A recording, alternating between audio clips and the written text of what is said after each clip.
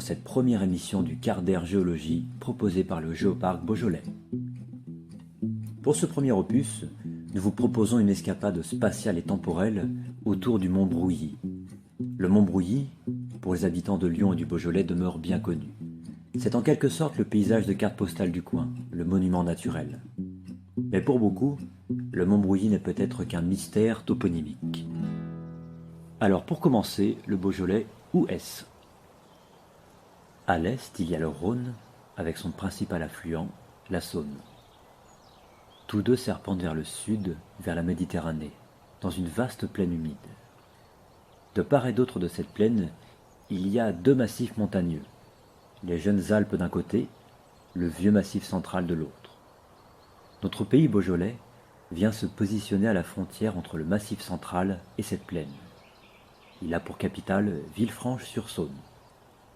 Quand on dit Beaujolais, on pense Beaujolais nouveau, on pense vin fruité, vin léger, et on pense pour certaines et certains Mont Brouilly. Ce Mont Brouilly est au cœur du vignoble du Beaujolais. Avec son allure de volcan éteint, il domine les étendues viticoles. Depuis son sommet, on peut voir Mâcon, on peut voir les monts d'Or, au loin les contreforts des Alpes, par temps clair le Mont Blanc, et de nuit les lumières de Lyon et de Genève. Bien que de constitution volcanique, le mont Brouilly n'a rien d'un volcan, comme on peut souvent l'entendre. Sa forme rappelle celle des cônes de la chaîne des Puys, le cratère en moins. Il n'y a de volcanique en lui que son sous-sol. La vigne le couvre jusqu'aux 3/4 de sa hauteur. Le sommet est coiffé d'une forêt. Les sapins lui donnent une teinte d'un vert sombre homogène. Le clocher d'une chapelle apporte la cerise sur le gâteau, la pierre sur la colline. Et quelques maisons de vignerons ponctuent le versant du volcan factice.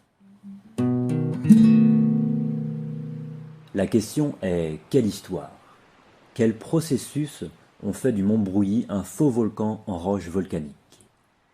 L'explication demande de penser au-delà des temps historiques, au-delà du temps des dinosaures, un temps où le vieux massif central n'était qu'un maigre relief en devenir. Ici commence notre escapade temporelle. Ce n'est plus le cas aujourd'hui, mais le Beaujolais c'était la mer et la montagne, au cours d'une période très reculée. Les géologues découpent l'histoire de la Terre en plusieurs périodes. Chacune a un nom et une durée précise exprimée en millions d'années. Il y a le Crétacé, il y a le Jurassique, pour les plus connus. Il y en a des plus mystérieuses, comme le Dévonien. Cette époque-là, c'est l'époque des volcans du Beaujolais. Le Dévonien, lui tout seul, représente 59 millions d'années. C'est 200 fois plus long que l'histoire de l'humanité. Alors imaginez qu'une roche comme celle du mont Brouilly condense une histoire 200 fois plus longue que la nôtre. À cette époque, évidemment, pas de mont Brouilly, mais des volcans. Notre planète bleue porte encore mieux son nom qu'aujourd'hui. La mer couvre alors une très grande partie du globe, les terres émergées sont plus rares et pourtant, le Dévonien marque un tournant majeur dans l'histoire de la vie. C'est l'époque de la terrestrialisation. En d'autres termes, c'est l'époque où la vie part à la conquête des continents. Animaux et végétaux, jusqu'à présent exclusivement marins, vont partir à l'aventure sur ce monde hostile qu'est le monde terrestre. Ainsi, les volcans du Beaujolais arrosent de leurs cendres incandescentes les toutes premières forêts du monde. Ces volcans, que sont-ils ? Au sommet du mont Brouilly, une ancienne carrière abandonnée livre une roche qu'on appelle ici pierre bleue. Les géologues lui préfèrent le nom de microdiorite. Cette roche est composée de grains, de minéraux. Elle a une origine bien particulière. Les géologues identifient les roches et cherchent à comprendre leur contexte de formation. Le calcaire s'est par exemple formé au fond des océans.